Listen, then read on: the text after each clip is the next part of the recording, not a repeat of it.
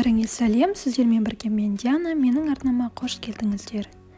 Бүгін өте ерекше кешкі ас дайындаймыз. Ең алдымен маған тіркеліп, лайк басып және де ұнаса комментарий жазуды ұмытпаңыздар. Егер де өз жақындарыңызды қуантқыларыңыз келсе, осы тағамды жасауды ұсынамын. Ең соңына дейін көріңіздер. Ең алдымен көкөністерін дайындаймыз. Менде мұнда картоп, болгар бұрышы және де сәбіз бар. Осыларды жақсылап тұрып турап аламыз. Ең бірінші картопты ортасынан бөліп, әр бөлігін 3-ке немесе сіздерде үлкен картоп болса 4-ке бөлуге болады. Осылай турап аламыз.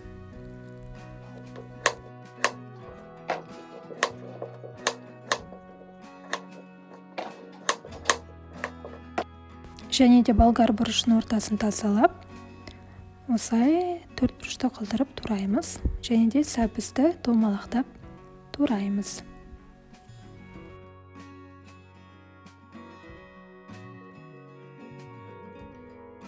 Ал енді туралынған көкөністеріміздің үстіне тұз, бұрыш және де кез келген ұнайтын дәмдеуіштерді қоссаңыздар болады. Және де сұйық май қосып, біркелкі етіп араластырамыз.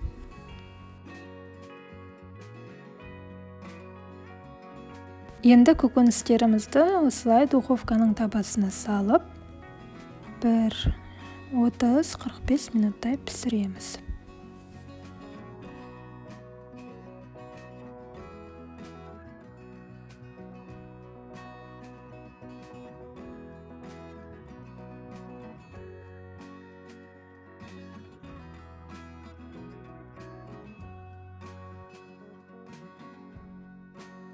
Ал енді екінші бөліміміз, ол жерде етімізді қуырып аламыз.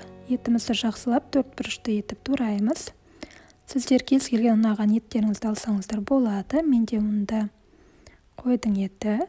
Осыны жақсылап тұрып турап алдым. Пісіретін табамызға сұйық май қосып, оны қыздырып, үстінен етті салып, бір қуырып аламыз. Және де оның үстінен ыстық қайнаған суды құйып, 1,5-2 сағаттай бұқтырып пісіріп аламыз. Кез келген ұнаған дәмдеуіштеріңізді қоссаңыздар болады. Менде мұнда етім тұздалған болғандықтан мен ешқандай дәмдеуіштер қоспадым. Ал үшінші бөлімімізде біз күрішімізді пісіріп аламыз. Ол үшін күрішімізді жақсылап тұрып жуып аламыз. Пісіретін табамызға сұйық майды құйып, оны қыздырып, оның үстінен күрішімізді саламыз. Және де жақсылап тұрып араластырамыз. Араластырып болғаннан кейін күрішіміздің үстіне су құйып, бір есе асатындай су құямыз, қайнаған суды. Және де күрішіміз сәл көтерілгеннен кейін табамыздың бетін жауып, отымызды азайтамыз. Осылай 5-10 минуттай пісіреміз. Ал енді тамағымыздың 4-ші бөлімі, ол осы тағамдардың бәрін бір табаққа салу.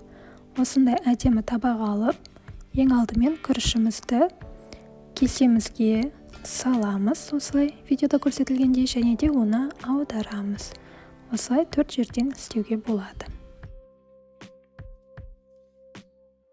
Ал енді күрішіміздің үстінен көкөністерімізді саламыз.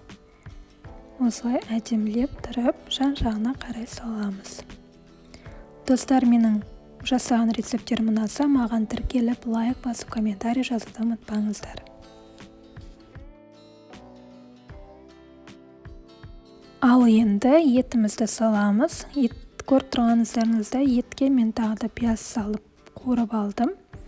Етімізді жақсылап тұрып саламыз. Ал үстін әсемдеу үшін қызанақ немесе көкшөптерді турап салсаңыздар өте әдемі көрінетін болады. Осымен біздің жасаған тамағымыз дайын. Сіздерге ұнады деген ойдамын.